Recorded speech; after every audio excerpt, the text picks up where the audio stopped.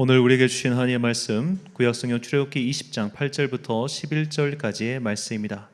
출애굽기 20장 8절부터 11절까지의 말씀.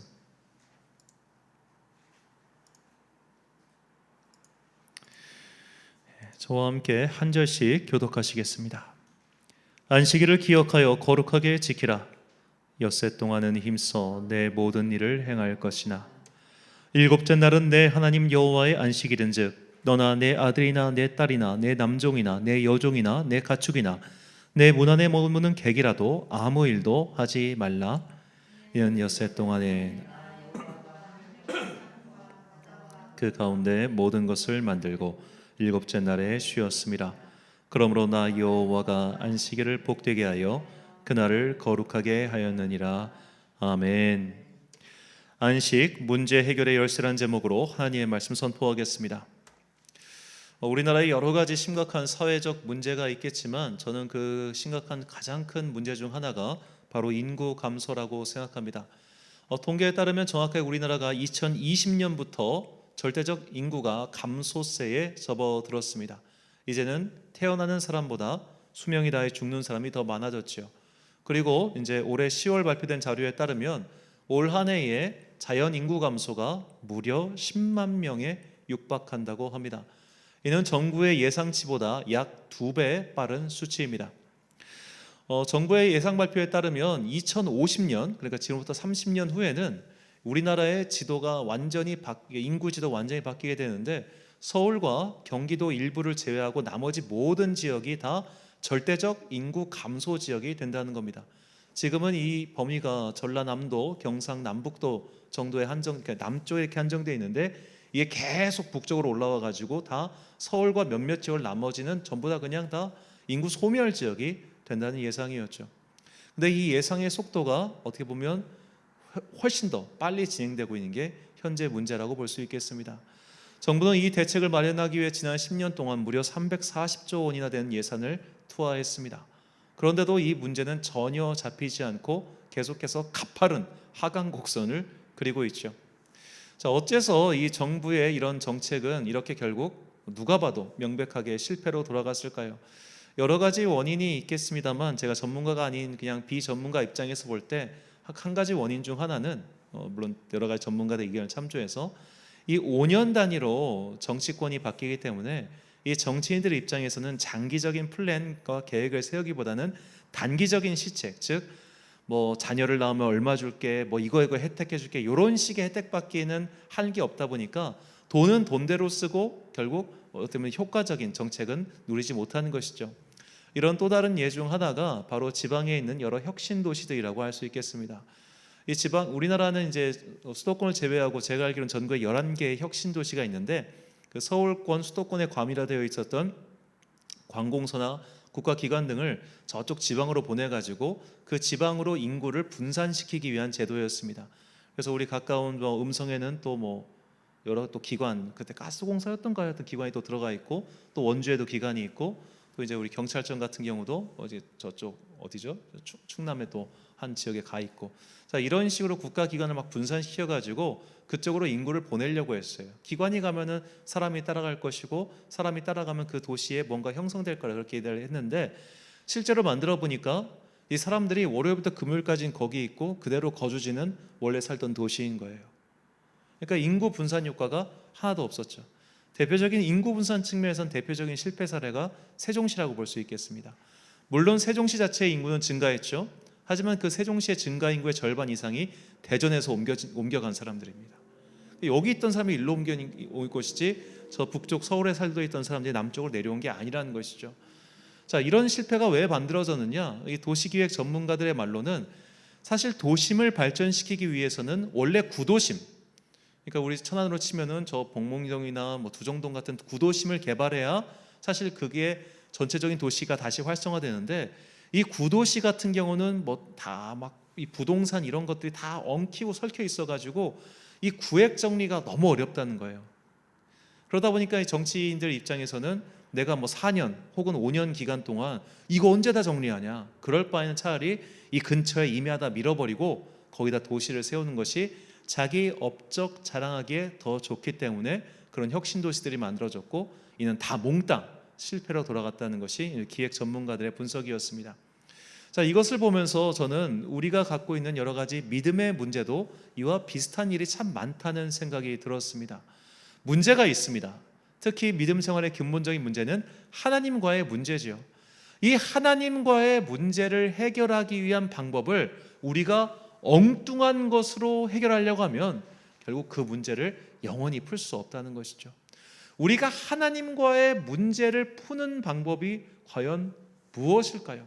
하나님께서는 너와 나의 관계를 풀기 위해서 너는 양 100마리를 바쳐, 너와 나의 문제를 풀기 위해서 너는 소 2마리를 바쳐, 이런 식으로 요구를 하나도 하지 않으셨습니다. 하나님께서는 너와 나의 문제를 풀기 위해 너는 저 사람과의 문제를 해결해라고 그렇게 말씀하시죠. 즉 믿음 생활의 요체는 하나님과의 관계를 회복하기 위해 사람과의 관계를 회복해야 한다, 바로 여기에 달려 있다는 것입니다. 이 증거가 바로 안식일 계명 속에 담겨 있습니다.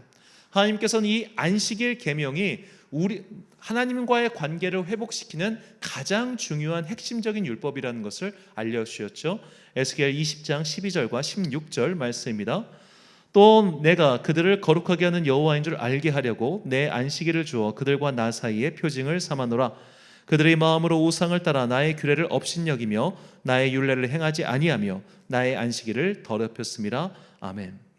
자, 이 말씀을 전한 에스겔 선지자는 그 유다 포로기 시대의 선지자입니다. 유다 왕국이 팔레스타인 땅에 정착해서 잘 살고 있었습니다. 500년가량을. 그러다가 이들이 쫄딱 망해요. 쫄딱 망하고 나서 그때 깨달은 겁니다. 아, 우리가 하나님과의 관계가 뭔가 문제가 생겨서 이렇게 패망하게 되었구나. 그렇다면 도대체 이 하나님과의 관계를 회복시키는 방법이 무엇일까? 그렇게 고민하던 중에 하나님께서 에스겔 선지자를 통해서 말씀하신 거예요.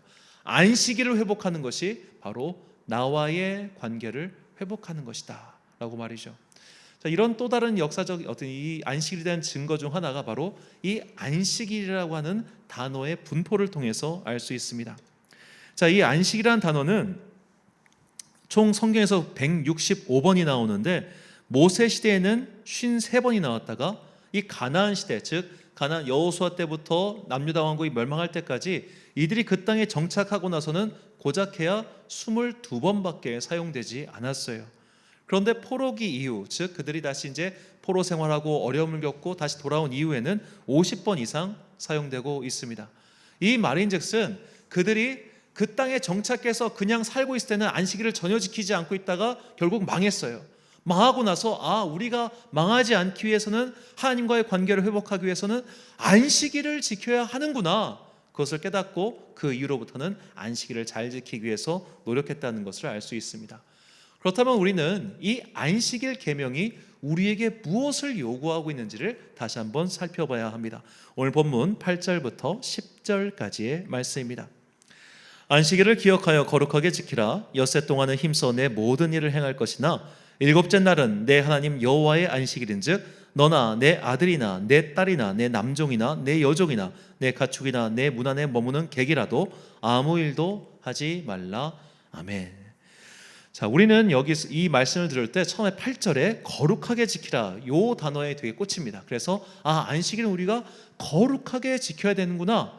그리고 이 거룩이라는 단어를 자연스럽게 하나님과 연결시키죠. 그래서 안식일 니꼬르, 거룩하게 지키는 날, 그러면서 예배드리는 날, 이렇게 연결짓기가 쉽습니다. 그래서 어떤 사람들은 이 안식일 계명을 10계명 전체에서 이렇게 구분하기도 해요. 자, 1계명부터 4계명은 소위 하나님께 대한 계명으로서 1계명 나 외에 다른 신을 두지 말라, 2계명 우상이나 형상을 만들지 말라, 3계명 여호와 이름을 망령되이 부르지 말라, 4계명 안식일을 거룩하게 지키라, 여기까지를 묶어서 하나님께 대한 율법으로 그렇게 생각하고, 그리고 5계명 내 부모를 공경하라, 살인하지 말라, 간음하지 말라, 도둑질하지 말라, 거짓 증언하지 말라, 10번째 계명 남의 재산을 탐내지 말라, 이것까지를 사람에 대한 계명, 이렇게 구분하기도 합니다. 하지만 이것은 우리가 안식일 계명에 담긴 그 뜻을 너무 겉만 보기 때문에 그렇게 생각하는 거예요. 하나님께서는 너희가 이것을 거룩하게 지키기 위한 방법을 알려주세요. 그 방법이 무엇이냐? 너도 쉬고 남도 쉬게 만들라는 거예요. 너도 쉬고 남도 쉬게 만들라. 자, 이것이 굉장히 중요한 하나님의 뜻이 담긴 말입니다. 자, 예를 들어 오늘날 내가 안식일을 거룩하게 지키기 위해 이것을 우리가 단순히 예배를 드리는 것만으로 생각한다면 직장에서 이렇게 할 거예요. 일요일날 당직이래. 근데 난 안식일을 거룩하게 지켜야 되니까 오늘 당직 근무는 할 수가 없어요. 다른 사람이 일하게 해주세요. 이렇게 얘기한다는 거예요. 자, 이것이 맞는 걸까요? 틀린 걸까요? 틀린 겁니다. 안식일을 거룩하게 지키기 위해서 하나님께서는 너희가 엿새 동안 힘써서 일하라고 하셨어요. 이 말인즉슨 너희가 이 7번째 날 쉴 수 있도록 6일 동안 열심히 일하라는 거예요. 그런데 너만 쉬는 게 아니라 다 같이 쉬어라. 이 말이 무엇입니까? 너의 일이 네가 쉼으로써 네가 하는 몫을 다른 사람에게 전가시키지 않도록 네 할 일 똑바로 하라는 거예요. 우리가 내가 안식일을 거룩하게 지켜야 돼. 그러니까 나는 소위 말해 주일 성수를 위해서 오늘 근무여도 나는 근무를 지킬 수 없어. 그럼 그 일을 누가 합니까? 딴 사람이 하게 되잖아요. 내가 이 근무를 쉬면 딴 사람에게 그 일이 돌아갈 거 아닙니까? 그렇다면은 다 함께 지키기 위해 최소한 6일 동안 열심히 일을 하던가, 아니면 내가 그 사람의 안식을 위해서라도 열심히 일을 해야 된다는 그 뜻입니다. 다른 사람의 안식을 빼앗아서 내 안식을 지키는 것이 거룩하게 안식일을 지키는 것이 아니라 다 함께 안식일을 지킬 수 있도록 노력하라는 거예요. 즉 안식일은 하나님을 위해서 거룩하게 지키는 것이 아니라 바로 사람들을 위해서 함께 쉬는 것, 이것이 핵심입니다. 사람들과 함께 너희가 이것을 쉴 때, 즉 그들의 평안을 위해서 너희가 함께 엿새 동안 노력할 때, 이것이 바로 나를 위한 거룩한 율법이다 라고 그렇게 말씀하시는 것이죠. 그래서 예수님께서는 이 안식일 율법의 본질을 이렇게 말씀하십니다. 마가복음 2장 27절과 28절 말씀. 또 이르시되 안식일이 사람을 위하여 있는 것이요 사람이 안식일을 위하여 있는 것이 아니니 그 이러므로 인자는 안식일에도 주인이니라. 아멘. 자, 안식일은 사람을 위하여 있다. 이것이 굉장히 참 중요한 말씀입니다. 자, 여러분 우리 성경을 보면 이런 재밌는 게 있어요. 자, 하나님께서는 한 번도 너희가 복을 받기 위해서, 복이란 거는 무병장수, 건강하고 재물의 복, 이런 것을 얻기 위해서 나에게 소를 바쳐라, 나에게 양을 바쳐라, 나에게 이런 걸 드려라, 너 100일 동안 치성을 바쳐라, 40일 동안 금식 기도해라, 이런 말씀 한 번도 안 하세요. 단 하나도 나오지 않아요. 너희가 오늘 나에게 복을 얻기 위해서 뭘 하라고 하시냐? 이웃에게 잘해라고 하세요. 너희가 정말로 하나님의 복을 받고 싶으면 사람에게 잘 대해줘, 그렇게 말씀하시죠. 이 계명 말씀이 10계명에도 이렇게 나옵니다. 출애굽기 20장 12절 말씀. 내 부모를 공경하라. 그리하면 내 하나님 여호와가 내게 준 땅에서 내 생명이 길리라. 아멘. 자, 중국에 보면은 이 도교라고 하죠. 이 사람들은 무병장수를 위해서 이런 신기한 걸 연단을 하고 약을 만들고 몇십일 동안 천지신명께 기도한 그 신령한 물을 담아가지고 이걸로 환단을 제조해서 그걸 먹으면 무병장수할 수 있다, 이런 걸 이야기하잖아요. 그런데 하나님은 그런 말씀 하나도 안 하세요. 너 무병장수하고 싶니? 건강하고 싶니? 재산에 복 받고 싶니? 그러면은 100일 동안 정결한 옷을 입고 새벽마다 물을 착착착 껴앉아가지고 나에게 멋진 예배를 드려라. 단 한 줄도 나오지 않아 그런 말. 하나님께서는 너희가 복을 받고 싶다면 내 부모를 공경해. 그리고 와서 쭉 이어지죠. 남의 것 탐내지 마, 도둑질하지 마, 이것을 말씀하시는 거예요. 자, 왜 도둑질하지 말라고 하셨을까요? 여러분, 우리가 사실 사회의 기회비용이라, 사회적 비용이라고 하는 것이 사실은 이런 게 있잖아요.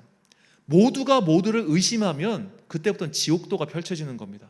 우리가 하다못해 운전을 할 때도 내 양옆 좌우 앞에 있는 애가 사이코일지도 몰라, 제가 내 등 뒤를 칠지도 몰라, 제가 깜빡이 안 켜고 내를 팍 쳐가지고 내가 팍 날아갈 수도 있어, 이런 의심과 불안이 있으면 우리 절대 운전 못합니다. 그러니까 기본적으로 사회가 돌아가기 위해서는 서로를 신뢰하는 게 있어야 돼요. 자, 하나님께서는 지금 이 10계명을 통해서 그걸 말씀하시는 겁니다. 남의 것 탐내지 마, 도둑질하지 마, 살인하지 마. 굉장히 기본적인 것이지만 이것이 사회를 유지하는 기본적인 틀이라는 거예요. 너희가 이런 것을 지키고 살라는 거예요. 그러면 내가 너에게 복을 줄게. 이 얼마나 대단한 말씀입니까? 나에게 잘하면 복을 줄게, 이게 아니라 너희가 이 땅에서 선하게 살아, 착하게 살아, 규범을 지키고 살아, 상식적으로 살아. 그러면 내가 너희에게 복을 줄게. 이것이 하나님의 놀라운 계명입니다. 그래서 여러분, 기독교가 정말 세상의 종교와 다른 정말 엄청난 고등 종교라는 것이 여기에서 나와요. 남의 것을 빼앗아서 부자가 되는 것이 아니라 너희가 남에게 선대하고 잘해주고 너희가 서로를 화평하게 살아가면 내가 너에게 복을 줄게. 그것이 바로 나와의 관계를 회복하는 지름길이야 라고 그렇게 말씀하시죠.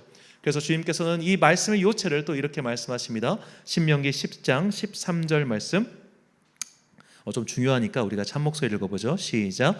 내가 오늘 내 행복을 위하여 내게 명하는 여호와의 명령과 규례를 지킬 것이 아니냐. 아멘. 하나님께서 이런 율법들을 주신 것은 하나님 본인께서 내가 이제 좀 좋아야겠다, 이 향기가 아주 좋구나, 이런 것을 요구하시기 때문이 아니에요. 우리의 행복을 위해서, 우리가 잘 먹고 잘 살기를 바라시는 분이 바로 하나님이십니다. 왜냐하면 하나님께서는 우리의 선한 부모님이시기 때문이죠. 그냥 자녀를 등쳐먹고 자녀의 등골을 빼먹어서라도 내가 잘 먹고 잘 살기 위한 그런 드라마 속에 나오는 악당 부모가 아니라 자녀가 잘 되기 위해서, 자녀의 행복을 위해서 정말 간이라도 빼줄 수 있는 그런 정말 전래동화 속의 선한 부모와 같은 분이 바로 하나님이십니다. 그래서 하나님께서는 우리가 바치는 재물에는 관심이 없으신 거예요. 우리의 마음을 원하시는 것이 바로 그 이유가 있습니다. 하나님은 우리의 온전한 마음, 즉 주님을 사랑하는 그 마음을 원하세요. 그리고 주님을 사랑하기 때문에 너희가 나에게 그 사랑을 표현하고 싶다면 뭘 요구하십니까? 너희 주변 사람에게 잘해. 네가 정말로 나를 사랑해? 네가 정말로 나와의 관계를 회복하고 싶어? 그러면 네 옆에 있는 그 사람과의 관계를 회복해야 돼. 네 옆에 있는 그 사람을 잘 대해줘야 돼. 왜냐? 그 사람도 나의 자녀이기 때문에. 너랑 불편한 그 사람, 때로는 원수 같은 그 사람, 나를 짜증나게 하는 그 사람, 근데 그 사람도 사실은 내가 사랑하는 자녀야. 그러니까 너는 그 사람에게도 잘해줘야 돼. 이것이 하나님의 율법의 핵심입니다. 모든 사람을 최대한 선대하고 잘해줘서 우리가 그렇게 그들과의 화목한 관계를 이어나갈 때 그 일로 말미암아 하나님과의 관계가 회복된다는 거예요.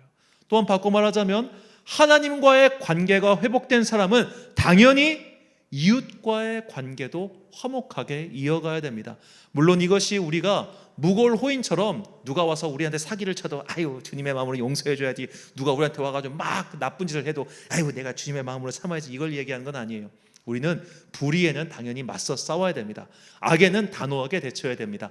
하지만 그 외의 일들에 있어서는 될 수 있는 한 모든 사람에게 선하게 대해주고, 될 수 있는 한 모든 사람을 참아주고 이해하고 용납해주는 그런 착한 삶을 살아야 된다는 거예요. 그렇게 우리가 그런 삶, 화목한 삶, 평화로운 삶, 내가 있음으로 말미암아 그 조직이 평안해지고 내가 있음으로 말미암아 그곳의 분위기가 화평해지는 그런 삶을 살 때 그것으로 말미암아 하나님과의 온전한 관계가 회복된다는 것을 주님께서는 성경을 통해서 끊임없이 우리에게 말씀하고 계십니다. 여러분, 성경책은 참 신기한 책입니다. 우리는 흔히 이 믿음 생활의 목적을 그냥 천국 가는 것이라고 단순하게 정리할 수 있겠지만, 만약 우리의 믿음 생활의 목적이 단순히 천국 가는 것이었다면 성경은 온통 천국에 대한 이야기로 가득할 거예요. 근데 성경엔 천국에 대한 이야기가 불과 5장도 되지 않습니다. 굉장히 적은 분량만 나올 뿐입니다. 만약 하나님께서 너희가 나에게 복을 얻고 싶다면 너희는 나에게 이런 재물을 바쳐 이런 행동을 해야 돼, 그런 것들만 가득 차 있었다면 우리는 맨날 그것만 따라가지고 하루에 5번씩 기도하고 뭐 하루에 예배는 언제 드리고 이런 율법적인 삶을 살 거예요. 근데 주님께서는 그런 걸 하나도 요구하지 않으셨어요.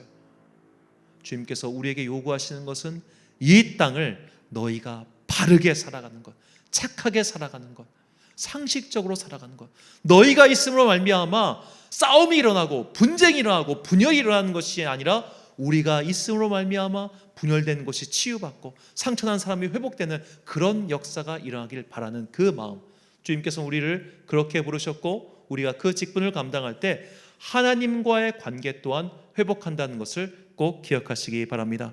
고린도서 5장 18절부터 19절까지 말씀 우리가 한 목소리로 읽겠습니다. 시작. 모든 것이 하나님께로서 났으며 그가 그리스도로 말미암아 우리를 자기와 화목하게 하시고 또 우리에게 화목하게 하는 직분을 주셨으니 곧 하나님께서 그리스도 안에 계시사 세상을 자기와 화목하게 하시며 그들의 죄를 그들에게 돌리지 아니하시고 화목하게 하는 말씀을 우리에게 부탁하셨느니라. 아멘. 사랑하는 천안 광성교회 성도 여러분, 그리고 이 예배를 함께 드리고 계신 귀한 주님의 자녀 여러분, 우리가 신실한 성도가 되기 위해서는 일상생활을 잘 해야 합니다. 사람들과 화목하게 지내야 됩니다. 우리는 상식적으로 행동해야 하며 또 사회인으로서 규범 또한 잘 지켜야 합니다. 우리가 혁명가로 부름받은 자들이 아니라 화목하게 하는 직분을 받은 자라는 것을 잊지 마십시오. 하나님과 화목하는 방법은 바로 사람들과 화목하게 지내는 것입니다. 물론 이것이 불의를 참고 악을 용인하고 그리고 그냥 술에 술 탄 듯 물에 물 탄 듯 그렇게 무골호인 마냥 흐리멍텅하게 살아가라는 뜻은 단언코 아닙니다. 될 수 있는 한 선대하고 선하게 지내야 한다는 뜻이죠. 우리는 그냥 일생살이 그냥 모난 돌 정 맞는다 그렇게 살지 말자 그렇기 때문에 선하게 사는 사람들이 아니라 하나님과의 관계 회복을 위하여 그들과 선하게 지내는 거예요. 목적이 다른 겁니다. 내 인생살이 순탄하기 위해서 저 사람과 평탄하게 지내자 이게 아니라 하나님과의 관계를 회복하기 위해 사람을 착하게 지내고 선하게 지내고 용서해 주는 거예요. 주님께서 우리를 용서하셨기에 나도 그를 용서하며 주님께서 우리를 자비를 베풀어 주셨기 때문에 나 또한 그에게 자비를 베풀어 주는 겁니다. 하나님께서 우리를 사랑하셨듯이 우리도 최선을 다해서 내가 사랑해야 할 사람들을 사랑하며 지내야 합니다. 이것이 신앙생활의 요체입니다. 이 믿음의 근본을 깨닫고 우리의 시선은 하늘에 두고 우리의 발은 땅 위를 신실하게 걸어가는 그런 일상 속의 영성을 추구하는 거룩한 성도들이 되시길 예수님의 이름으로 축원합니다. 기도하겠습니다. 사랑과 은혜가 풍성하신 아버지 하나님, 우리에게 거룩한 일상을 추구할 수 있는 방법을 깨닫게 하시니 감사합니다. 우리가 안식일을 거룩하게 지키기 위하여 무엇 사람들과 평화롭게 화목하게 지내야 함을 깨달았습니다. 이제 내 삶 속에서 평화의 사람으로 살아가게 하여 주시옵소서. 내가 머문 그곳에 그리스도의 향기가 머물게 하시고 내가 있는 그 자리가 평화의 자리가 되어 무엇 사람들과 함께 화목하며 선하게 자비롭게 살아가는 주의 자녀 되게 하여 주옵소서. 그러나 우리가 비둘기처럼 순결하고 또한 뱀처럼 지혜로워야 된다고 하셨사오니 이 사회생활 속에서 무골호인으로 찍혀서 또한 어려움을 당하지 않도록 우리에게 현명한 지혜를 내려주사 여러 가지 일 속에서 복잡하게 벌어지는 그것들을 잘 통과할 수 있는 또한 지혜로운 주의 자녀 되게 하여 주옵소서. 우리가 이처럼 이 땅 속에서 사람들과의 관계를 화목하게 이어갈 때 주님과의 관계 또한 회복된다는 것을 꼭 기억하고 이 일상을 거룩하게 지내는 그 삶의 요체, 믿음의 진리를 깨닫고 그렇게 살아가는 당신의 자녀 되게 하여 주옵소서. 이 모든 말씀 우리를 진리와 생명의 길로 이끄시는 거룩하신 예수 그리스도의 이름으로 기도드립니다. 아멘.